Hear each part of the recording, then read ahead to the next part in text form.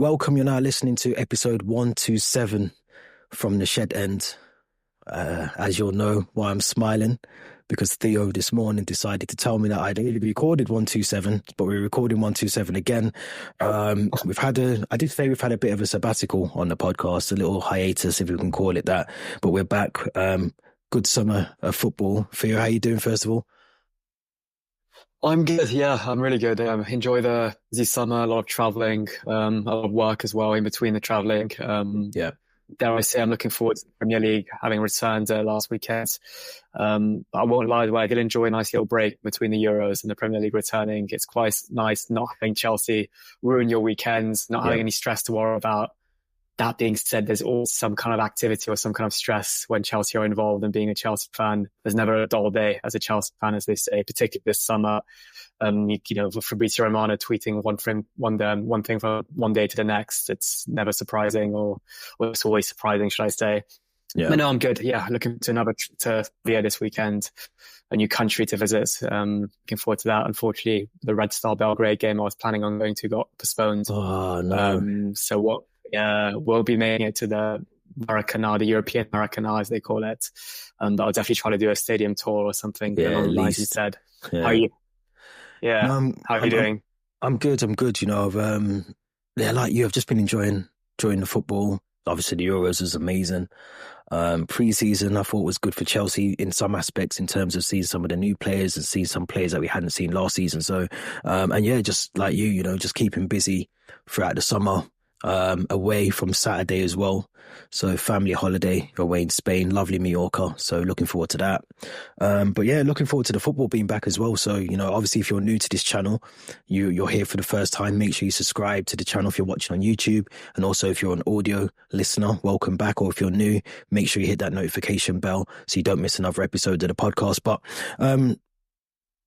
let's start obviously first of all with the Man City game last weekend, a game that I think kind of, you know, a lot of majority of Chelsea fans probably would have gone into that game thinking, you know, a defeat was on the cards. But I actually thought we played very well in some spells of the game, avoidable goals. But what was your initial thoughts, especially on the lineup? Maybe first of all, we're going to get onto Sterling's statement afterwards, but just in terms of the lineup, was there any shockers for you, and how do you think we performed in the game as well?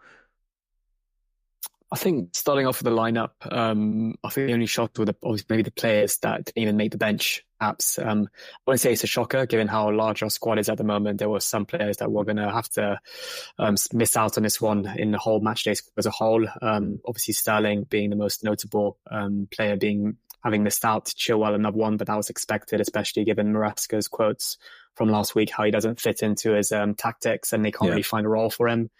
And it seems like Renato Vega is going to be the second choice left back now behind Cucurella.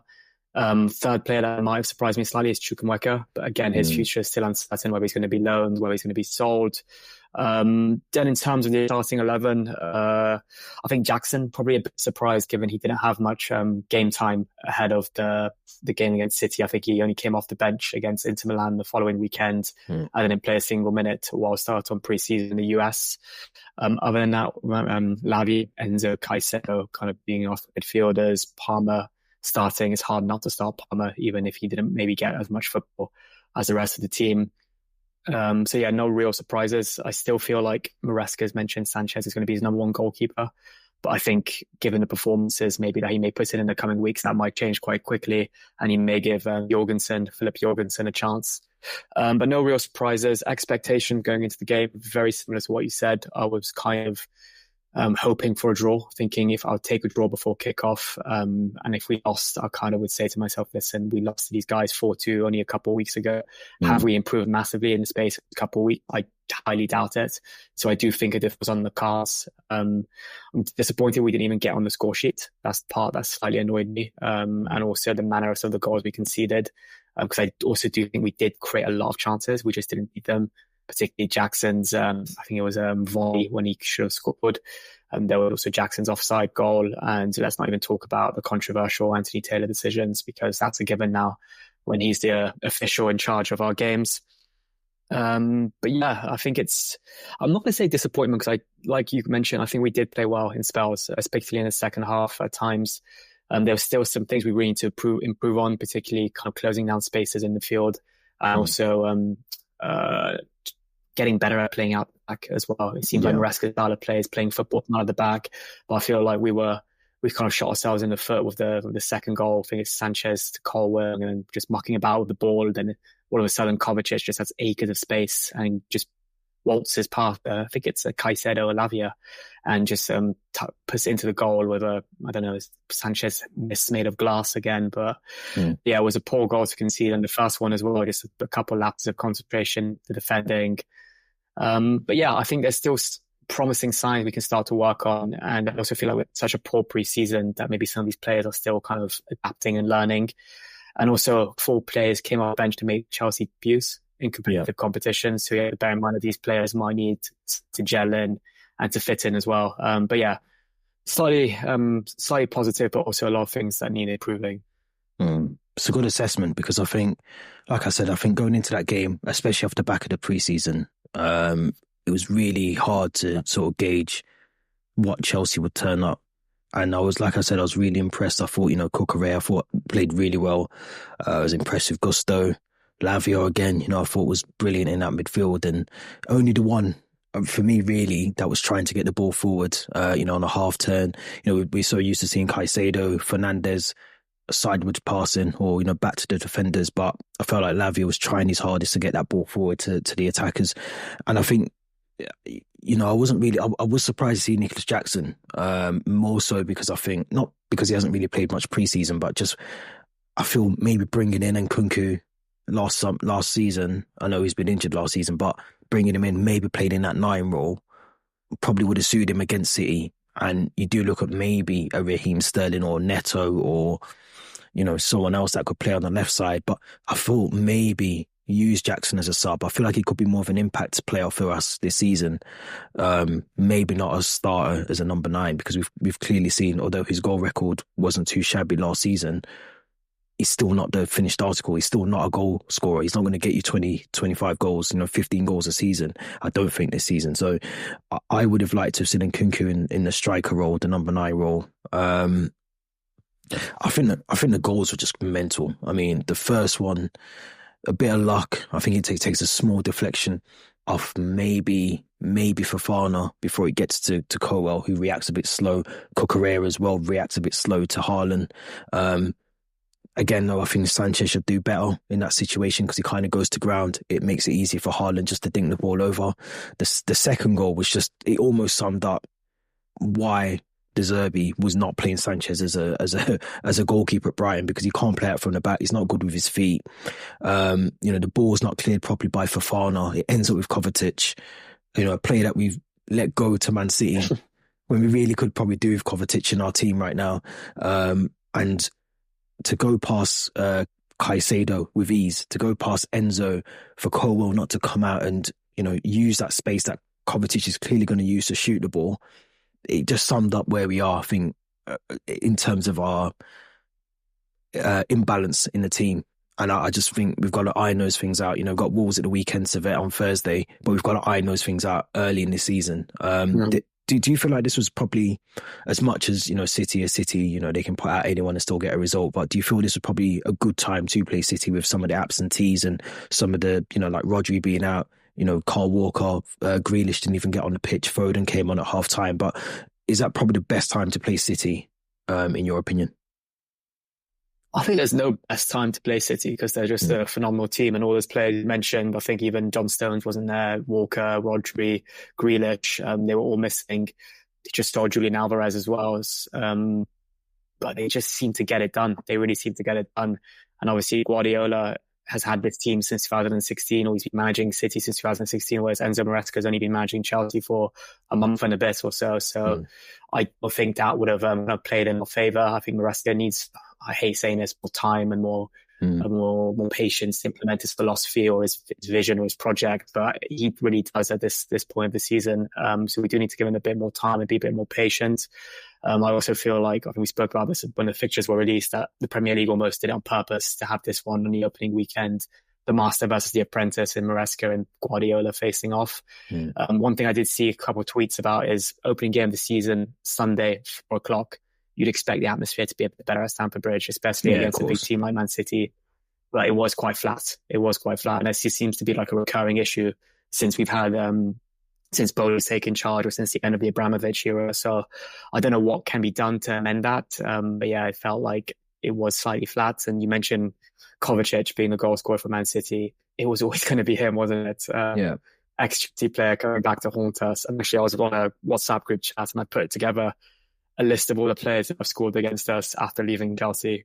You've got Havertz, you've got Willian, you've got Mata, Sturridge, Lampard, De Bruyne, Lukaku, Salah, Glenn Johnson, Oriol Romeu, Ryan Bertrand, Phillips. And there's actually a lot more, but I just didn't have the patience, time to write out the rest on the WhatsApp group. So yeah, you just know that when we play United, there might be a certain someone else who might come back to haunt us. But yeah, I do feel like City being a great team, and in the grand scheme of things, if that means City, win the title over Arsenal, then let them have the 3 points, I say. It's a fair assessment, it's a fair shout. Yeah, I agree with you 100%. I think, especially with the atmosphere, that's been something, even without me being down there, I've heard a lot of people, you go online, there's a lot of people saying they have a disconnect with the club now. They don't feel connected to the club. The club's lost its identity. I feel like a lot of that comes down to, the change in manager pretty much every season since Todd Boehly's been in charge. We've had, is this our fifth manager now, I think? Sixth manager since Todd Boehly?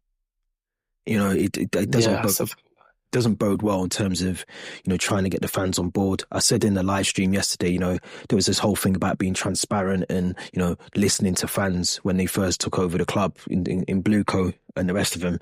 And that seems to have gone, to the side. There's not really much engagement with the fans anymore. It just doesn't feel like the old Chelsea, does it? And I think Maresca needs a lot of time. I think if we're going to try and actually stand up a project and see a vision, see a team, build a spine that you build your team around and, get the fans back on board, I think he's going to have to get the time. If he doesn't get it, then what's the point in bringing him in? Do you know what I mean? It's pointless. It's frustrating because we were seeing signs of a vision, a project under Pochettino towards the back end of last season, April onwards, and it seemed like the players were really happy to play under Pochettino. He was able to keep his core group of players content with the game time they were getting and the minutes they were getting. And finally, when Reece James and Nkunku and Gusto came back to fitness towards the end of the season, I think we won 5 or 6 in a row. And then all of a sudden, it just seems like, all right, Pochettino, you're gone now. Clearly, there was a lack of understanding of what the ownership and the board wanted and what he wanted. And I think that stems back to obviously players like Chalobah and Gallagher being forced to leave. And then all of a sudden it's back to square one. We get a new manager, we sign another 15 players. We sell the players that were finally starting to show signs of what it means to represent Chelsea and play for the badge. So I think that kind of leads on to that disconnect, like you said, the change and the dropping of the squad all the time with the manager. I think something else I noticed is ticket pricing. Yeah. The pre-season friendly against Inter Milan last weekend, I left it a bit late because I wasn't sure I was going to be in London or not. £70 tickets left. £80 it was. £80 in the Westview section. And I'm not paying £80 for a friendly at Stamford Bridge. I'm sorry. So I just ended up going on Twitter and buying it off someone I trusted. So I think that also leads to a kind of section of the fans, not wanting to attend match days or games due to, the increase in pricing and not being able to afford it. So there's a lot that needs to be done to try to get that atmosphere to be back to what it was. Yeah, no, I agree with you. I think even like we said before, the baseball jerseys that they're now selling at the mega store, and there was a DJ on it before the Inter Milan game. It's just little things like that it takes away, the match day experience. And like I said, I haven't been down for some time now just because of my own reasons for not wanting to line the pockets of Todd Boehly and the rest of them. But I look at the club now, and it is a whole different shift, and maybe it's a shift that's needed. But I still think there needs to be transparency with the fans. The fans need to understand the objectives for the season. We need to see some sort of direction. We've had this in place now for some time, and I think every season I still ask the question: what is the vision? What is the project? Because we still don't know it, which is worrying in terms of where we are. And you look at other teams. Look at Villa. doing really well. Newcastle are tipped to get back into Europe this season. You know, I can't really say the same about us as much as I think we should be, and we will be. I think we will be in that conversation come the end of the season. But you know, the Chelsea of old, John Obi Mikel summed it up almost perfectly on BN Sports the other day. You know, he said we've almost settled for mediocrity.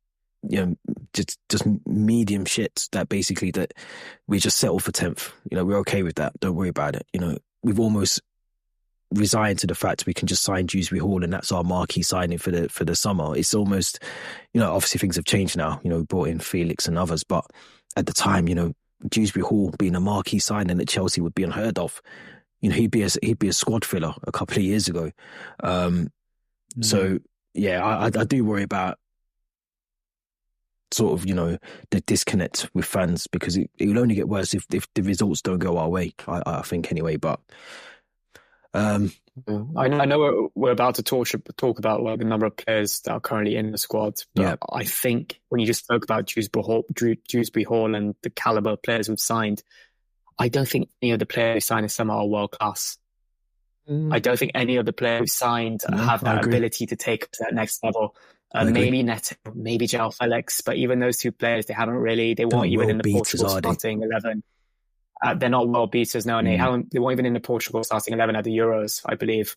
João Félix is a player that struggled with game time at Atletico Madrid, and I feel like it's harsh on him because he's always had that 100 million price tag that Atletico paid from Benfica that would be weighing on the others. Genuinely feel none of the players we've signed this season are world class, and I think that's what's different between the Chelsea of today and Chelsea of before. Is a couple of summers ago we'd signed 3 players in one window: Courtois, Fabregas, Diego Costa, 3 world class signings. Yeah. Whereas now we sign 15, 20 players in one window. Half of them are youngsters that will never even put on a Chelsea shirt, and the others are players that are just squad fillers that are there to see if it works, to experiment with, like Mark Guehi, like Datro Fofana, like Diego Moreira, who's now been sold back to Strasbourg. That's the difference, I think, between the Chelsea of before and the Chelsea of today. It's almost like we're a experimenting project to see what's going to work and what's not going to work. If it doesn't work, we'll just almost, you know, sell it at maybe a profit or maybe a loss. If it does work, like it has maybe with Palmer and Gusto, then it's a blessing and where, you know, it's worked out. But yeah, I think that's the whole recruitment strategy that's still way off the mark of what it used to be. Oh yeah, 100%, 100%. Before we move on from the City game, I just want to get your thoughts on Enzo Fernandez being captain. Obviously had a bit of a strange summer after winning the Copa America. The song that was sang on the team bus, the disruption between Wesley Fofana, some of the other French players in the Chelsea camp afterwards, it kind of disrupted, I suppose, what the preseason was for Chelsea. But was you shocked to see Fernandez? I mean, I said yesterday on the live stream, there wasn't really much to pick from in terms of other players, but was you shocked to see Enzo Fernandez get that captaincy armband, and would you have probably given it to someone else in the squad ahead of him? Yeah, I was shocked, if I'm completely honest. I think Fernandez is a great player. He's got a lot of potential. He's just recovered from that hernia operation, so he should hopefully be back to playing his best football. But at the same time, given the whole situation that happened in the summer with the chanting on the bus with Argentina and kind of maybe small internal conflict he may have with some of the French players like Fofana and Luchuku, and to name a few, Gusto. And also, he's still very young, and I still think his level of English is that good as well to communicate with players and almost, you know, be that leader that we need to see on the pitch. I do know he's very vocal, and he's not scared to kind of get into, you know, talk to the referee or kind of, I think with the whole Mason Mount situation at Stamford Bridge last season, I think he was the first one getting in his face and that. Yeah. But I am surprised. I think there's another name I would have maybe had ahead of, for ahead of Enzo is Levi Colwill. I think he got the armband last season in one game. I think it might have been against Brighton actually, even. And especially given that we're kind of heading this direction, wanting to give the armband to players that are Cobham Academy quite young as well. We saw it with Gallagher last season. Reece James is our captain, but realistically, he's not going to be our captain because he's never on the pitch. So we're going to have to rely on someone else, I think. And I would have given it to Colwill, I think. So yeah, I'm very surprised to see it given to Enzo. I think reason one being the whole racism ordeal that happened in July. Reason two, his level of English, I think, is up there to be a leader and kind of be able to give instructions to other players on the pitch. And then reason three, kind of coming from the first reason, is I don't think he has the respect of certain players as well. Yeah, well, that's it. That's why for me, the third one is the big one. I think, after what happens before the season started, I think there will be a lot of those Chelsea players, looking at Enzo Fernandez slightly differently as they did before, the Copa America. And, they're going to have to get on and play together as a team, whether they like each other or not. That's just, you work with people you don't necessarily like, but you get on with them to get the job done. But, yeah, I was surprised, and I agree with you. I think Colwell, again, it goes back to that thing that we've said last season, especially when we had Thiago Silva there, and we knew that he was leaving in the summer. You lose that lack of experience. There's older players. We haven't really got them. I think Chilwell, 26 maybe, Sterling's 29 now. So you look at the experience in terms of age in that squad, and it's our average age of our squad must be one of the youngest in the Premier League. So yeah, I was shocked with that. But I want to move over to Raheem Sterling as well, because obviously before the game kicked off, a statement was put out by, I think it was his management team or his representatives, about him being excluded from the squad for Man City on Sunday. He was told, I think, on Friday by Enzo Maresca that he wouldn't be in the team to start with, but he assumed, I think, Raheem Sterling, that he would potentially be on the bench and would play some capacity of the game throughout. But he obviously was exiled completely from the 20-man squad. What's your thoughts on that initially, the statement? I'm assuming you've read it and you've sort of had a chance to understand it, but it seems a bit knee-jerk, out of character.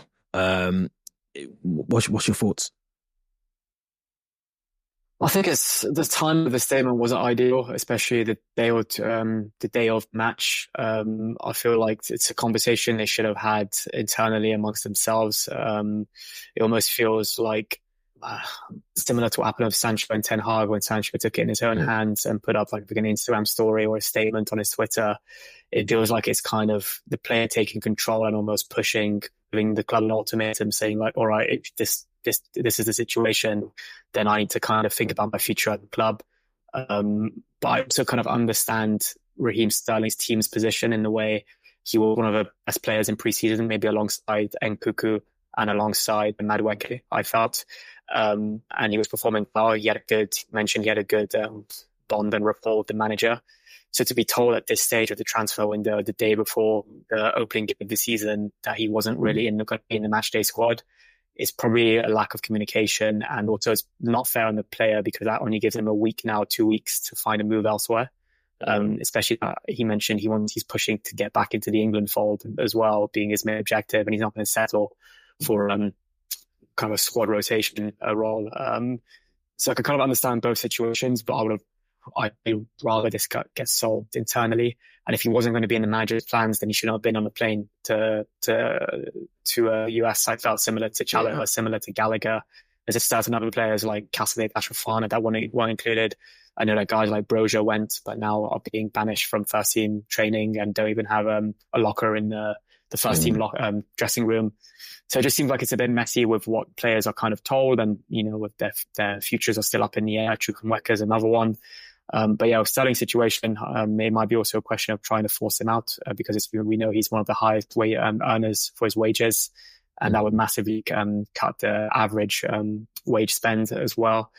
But yeah, I still think there's a role for him at Chelsea, especially given, I say experience, he is our most experienced player now that Silva's left, and I don't really count Martinelli as kind of one of the main players. But yeah, I kind of wish for him that he can just play his football, whether it's at Chelsea or somewhere else. But I do think on his day, he's really good. If you remember the 2 games against Man City last season, he was one of probably the man of the match in both of them. And I still think, when you're chasing a game, you're 1-0 down, 2-0 down, you're relying on players like Sterling with that bit of experience, European pedigree, to be able to rally the players and try to get a result. So, but yeah, again, I think the fact he and Chilwell didn't get the armband after Reece James is an indication that they're not in the manager's plans at all. Yeah, 100%. 100%. I said yesterday, I sort of get the statement, but I also keep it in house. Keep it between you and the manager. Yeah. You're back in training. I think today, after probably having a day off yesterday, go and knock on his door, get an explanation from him, because we already know Chelsea's a circus upstairs. We know on the pitch things aren't always going well, but we know upstairs is a complete mess with the ownership and the amount of signings and the recruitment and all the rest of it. So when these statements come out, it almost confirms what fans are assuming is happening up there, which is just really messy and chaotic and just a mess. And, like I said yesterday, Thiago Silva sort of, through his wife, kind of gave us an inkling that things aren't right there anyway last season. But when you got players, current players coming out and putting out statements like that, it's almost like, well, he's trying to tell us something without telling us something, if that makes sense, I got that feeling from it, that he's clearly, like you said, if he's been playing in pre-season and all of a sudden you're not even on the bench, and you've played really well pre-season, and you see the likes of Mudryk on the bench, who I'm not saying he should be taking his place, but if you're seeing players like that on the bench, you would think, well, hold on a minute, I've played the last 2 City games. Like you said, I've been man in the match. I've had a good pre-season. At least put me on the bench, because, I might be able to do something if we go 1-0 down. So I do get it. It's worrying because, he's on 300,000 plus a week. He's got 3 years left on his deal. Like you said, there's only just under, I think, 2 weeks to get a deal done now, if he wants to move abroad or if he wants to go to another club somewhere else. How's he going to get, who's going to take him for those wages? Probably no one in the Premier League. I think Juventus won a loan deal, but Chelsea won a sale. So you're looking at Saudi. I don't think they've been calling again since last summer in the winter window. So it's a hard one for Sterling. But if I was Sterling, I'd just get my head down and just work. Because that's the only way. That's the only way you're going to get back in the team. Is just put your head down, train every day, and work. Because if you're stuck there for 3 years, yes, you're collecting 300 grand a week. But if you want to get back into the England fold, you want to be back in the starting 11 at Chelsea, just go and work and prove yourself on the training ground. And maybe he's doing that, and maybe that's where his frustration is coming from. But it sends out a bad message, I think, for some of the younger players. When you're the most experienced player that we've got now, it sends out a really bad message for someone who's 18, who's just come into the team, that from a different country. They're trying to understand the culture of the club, and you're putting out statements like that, and you're the most decorated player that we've got at the club now. That part doesn't sit well with me, because you're meant to lead by example. You're meant to be the guy that shows the younger kids in the team how to react, behave on and off the pitch. So I don't get that bit, but I can sense his frustration at the same time as well. Yeah, well said. So I think the main question now is, with 2 weeks left in the window, who picks him up? Like you said, it's going to be a big question given his size of his wages. Yeah. But if he's not able to get a move away, he's to just work hard, keep his head down, and focus on his football. Yeah. And I also do think there will be chances in the season with Thursday night football coming up, and also given the kind of inconsistency of guys like Mudryk, guys like Madueke, and also how injury prone potentially Neto is. I think there will be opportunities, hopefully, for him to get back in the team and prove that he is a starter, he is the main guy, and he's still got a future at Chelsea. No, I agree. Let's talk about squad depth, because it's been a big topic this week with a lot of pundits, and Sky Sports have put up a massive graph of all our squad depth, 7 goalkeepers and the rest of it. But I do want to caveat a lot of that, because I think when people see that, the display of, 7 goalkeepers and all the rest of that, we use a bit of common sense, because we know that some of these players are going to be moved on before the window shuts. Some of these players are actually in the development squad as well. They're not, yes, they might be training with the senior squad, but more than likely, they're going to be playing in the development squad this season. So, you take that graph that you see, the image, with a pinch of salt. It's not, it's not the be all and end all. We're not expecting 2 team buses to turn up every game. What's your thoughts on the squad depth? Because it is obviously still an issue at Chelsea. Graham Potter mentioned it when he was here, that he was taking 2, training sessions at a time, or some players were having to sit out the training session at some parts of it when he was manager. And one of the things that we hoped would be a reduction in squad depth over time when we got rid of, Pulisic, Ziyech, Ruben Loftus-Cheek, Kovacic, Kante, all of these players left. We seem to reduce the squad down, and then multiplied it by 2 again. So what's your thoughts? Obviously, João Félix, we're going to talk about him in a minute as well, joining us, but what's your thoughts on the squad depth? Yeah, firstly, exactly. I just echo exactly what you said around that graph, that's doing the rounds on social media and kind of on pre-match analysis of Chelsea matches. It's take it with a pinch of salt because I can actually cross off about 15, 16 of those players. Yeah. I know for a fact won't be here come the start of September. And like you said, a lot of those goalkeepers are academy goalkeepers. So if you really want to play the same game, you could pick any team and have a huge graph with that many players as well. Yeah. Some of them might just still the reserves. Some of them might be loaned out. Some of them might be sold. So I think that graph is just frustrating me now because so many of my mates who support United, Arsenal, whoever, send it to me being like, what's going on at Chelsea? I don't want to see the graph anymore. And around the squad depth, I still do think it's an issue. I said I don't want to see the graph, but I think it is an issue in the way, like you said, during the 2022-23 season, we had a hugely inflated squad, especially after January when we booked about 6-7 players. And then, Lampard made it quite known when he stepped down as the interim manager that it was an issue. There were players, he had to have like 3 different training sessions running to kind of accommodate for all the players. Some players had to sit out of training even at times while the others trained. And he wasn't able to select all the players for matchday squads as well. And then when Pochettino came, we trimmed the squad down massively. We got rid of all those players you listed that clearly didn't want to be there anymore or that could be sold to kind of balance the books. And then now we seem to have gone back and signed a bunch of guys who I'm not convinced have the level to play for Chelsea currently, or I'm not convinced they're going to be here come the 1st of September either. Maybe they do have potential, they won't be here. So it's a bit of an issue. I think, especially as a manager as well, it's frustrating because I think it was actually Carragher who was mentioning it. I don't really particularly rate Carragher as a pundit, but I think he was talking sincerely. And he said that any kind of team that's challenging or any kind of team that he used to play for, there would be a group of maybe 6-7 players max that would know for a fact that they would be starting every single game. Yeah. Then you would have maybe 3 or 4 players that were in contention of potentially coming in and filling in those other spots. And then you'd have maybe another 6 or 7 that were content in being rotation players and knew that they would play maybe the cup games, come on as a substitute for another player who's injured. Whereas currently with Chelsea, I don't think you'd be able to actually name off the starting 11. I don't think any single player is a guaranteed starter, not even a goalkeeper, not even a striker. I think that's the main issue that concerns me is we've got this amount of players, but we still don't really know what our core kind of group of starters is. And I think it'll be very telling when we play Servette on Thursday night, who are those players that are going to be in the manager's plans. Because this is a type of game where you probably think of rotating slightly. You probably think of playing your second choice keeper, your second choice fullback, maybe your main players. So, but if we kind of see a similar lineup as played against City, or if we see maybe just 1 or 2 rotation, then I'm still going to have a massive question marks on who kind of our main team is, or who those players that are going to still be here come the start of September. But yeah, I think this squad depth thing is good because we do have European football, but still needs to be trimmed down massively. Yeah, I agree with that. I think it's a good assessment because I feel, yes, we know players are leaving. I'm just looking at the depth of the squad now.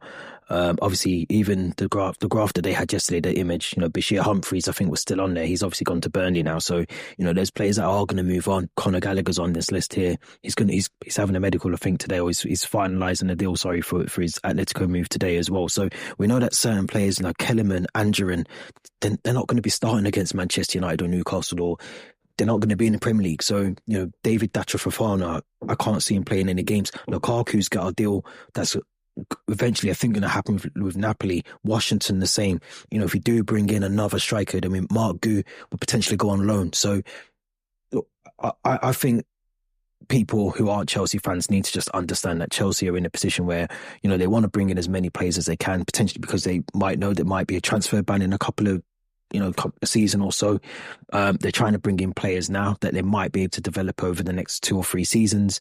But also Chelsea are now a club that want to make money. So if they're going to bring in an Amari Hutchinson on a relatively low fee or a free transfer and then sell him on to Ipswich for some sort of substantial financial gain, they're going to do that.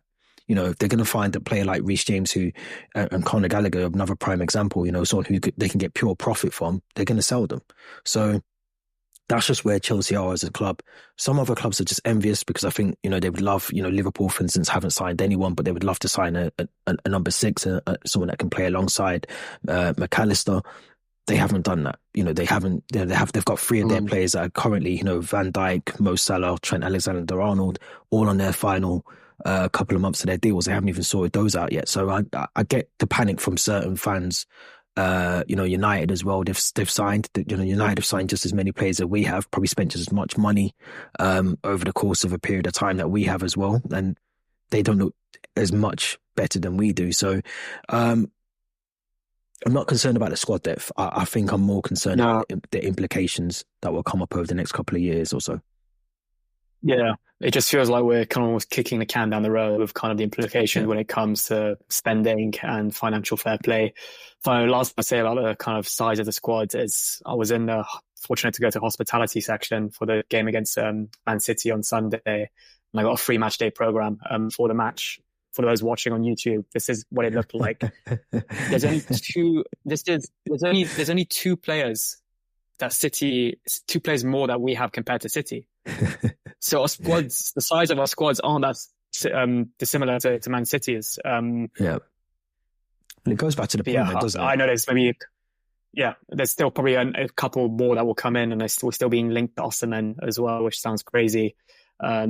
But then another thing is we're selling as well. The good thing with Chelsea is we are a selling club. Yeah. We've sold Maatsen, we sold Lewis Hall, we sold Amari Hutchinson, we sold Ziyech now finally. Yeah.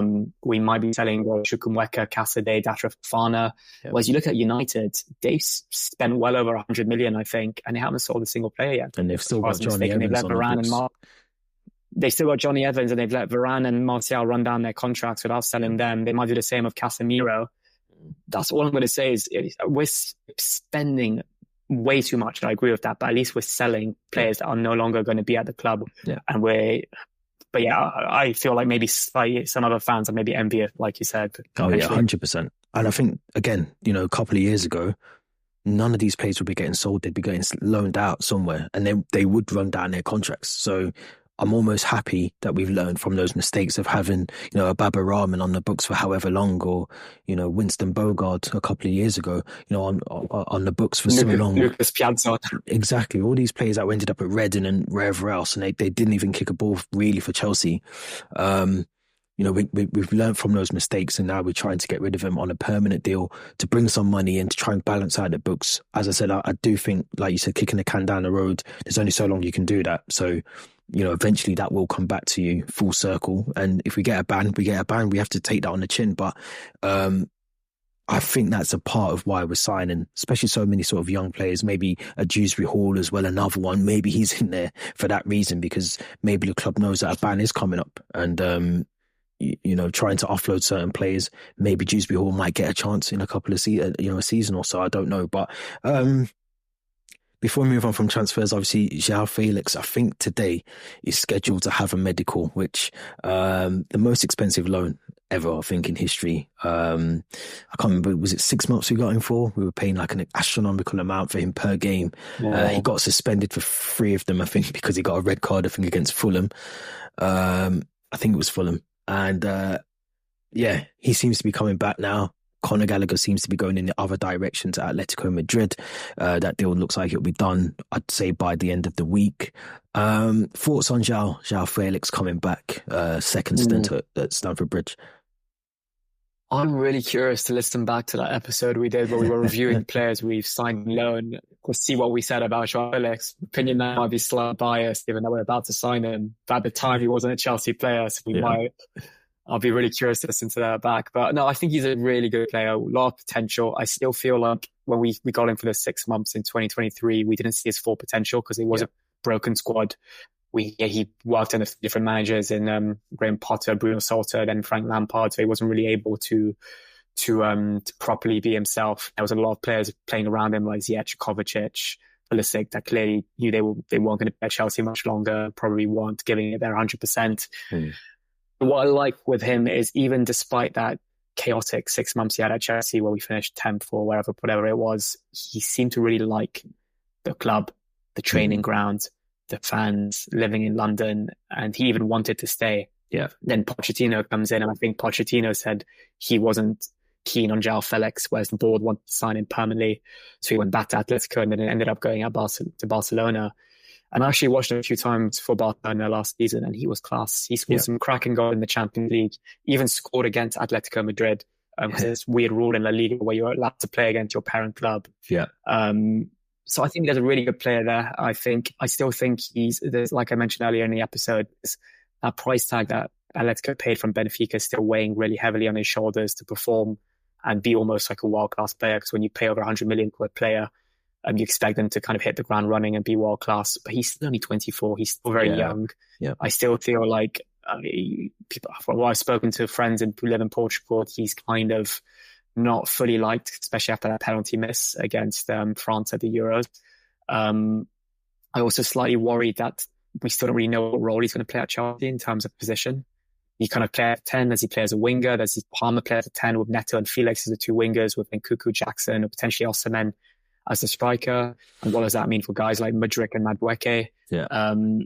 But yeah, I really like Felix. The last thing I'll say about him is I'll finally be able to wear my kit that I got with his name on the back without looking silly. It's come back. It's come back to you can dust off the cobwebs and put it back on now. But no, so again, I think I'm sure we paid 20 million for the loan fee. So I mean, Atletico are getting a really good deal out of this. I think in terms of what we're paying for him now, the loan fee that was there before. But I do feel there's a player in there. My worry, like you've just said, is you look at those areas, we go back to that squad depth conversation. There are a lot of players that are similar, that can play similar positions. I do think we need a big squad, but not too big. But I think we need a big squad where we can rotate certain players. I look at Madueke, he's definitely in the shop window. Sterling, I would say, possibly in the shop window. Mudryk, I wouldn't be against putting in the shop window. But again, you talk about contracts, Felix, I think, is on a 6-year, potential 7-year, with that further option to activate. So he's signing players on these long contracts again and again. If some of these players don't want to move on because of the money that they're on, it's going to be a tricky one. But I'm looking forward to seeing Felix. I think, again, I enjoyed his first stint. I remember saying a lot of the times when he was playing, he was the only one that looked creative at that time when he was on the loan for us. So, and we've obviously improved, I think, in terms of certain players. Cole Palmer's in there now. Again, Nkunku, Madueke, if he stays, he can do something on his day as well. So we've improved those areas. I think last time he was here, you look at the other players that he was working around and you think, I can see why, you're getting a bit frustrated and whatever else. But I think we've improved those areas now, and maybe that might free up if we don't get Osimhen. Maybe that frees up, maybe Nkunku, maybe even helps Jackson a bit more going forward in that number 9. So I am looking forward to him coming back. I think we'll get the announcement, if not today, maybe tomorrow. I'd say certainly by Friday, we'll get that announcement, and hopefully he plays for Wolves on the Sunday.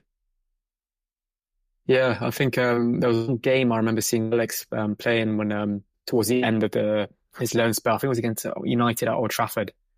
We were 4-0 down, and then all of a sudden, out of nothing, I think he came off the bench, changed the game slightly, scored a really good goal. And like you said, he was that one player that looked like he wanted to do something, was quite creative.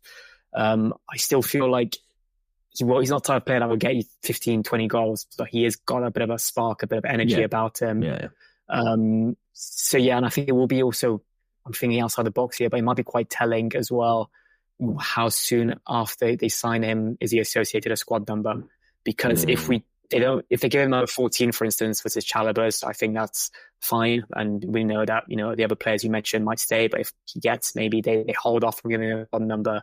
He might wait for Darling's number 7, Madueke number 11.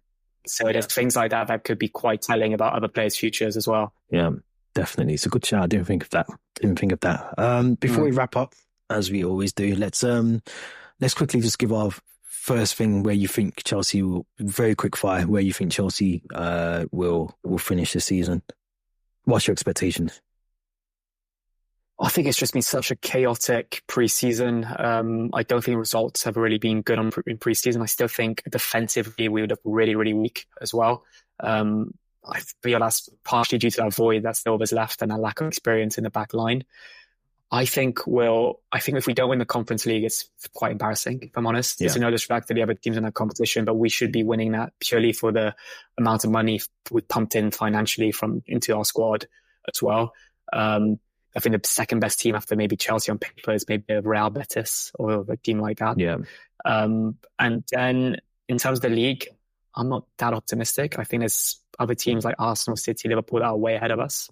I think we're going to finish 6th and we're going to qualify for Europa League. It's a fair assessment.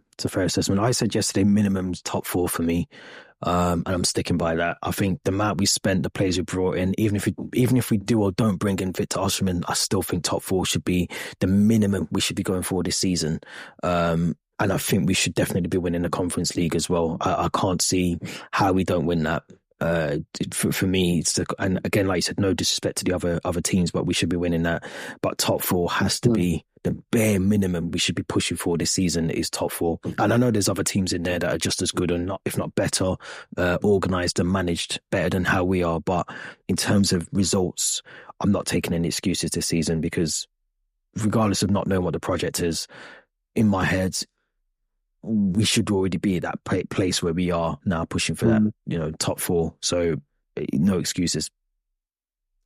It's funny how we say we're winning the Conference League, but we haven't even qualified officially. Yeah, we haven't. I said that to you yesterday. That's why I declared a strong squad Thursday. But we'll try and do a preview separately for that one before Thursday. But Theo, as always, thank you. It's been a pleasure. It's good to be back doing the podcast. It feels like good to be back indeed. Yeah, it feels like we never left. But let's hope we get some positive episodes as opposed to the negative episodes we've had the last couple of seasons. But anyone who's new, as I said, make sure you subscribe to the channel, like the video, leave your thoughts in the comments, and also audio version of the podcast. If you hit the Linktree link in the description, it will take you straight there to Spotify and Apple Podcast.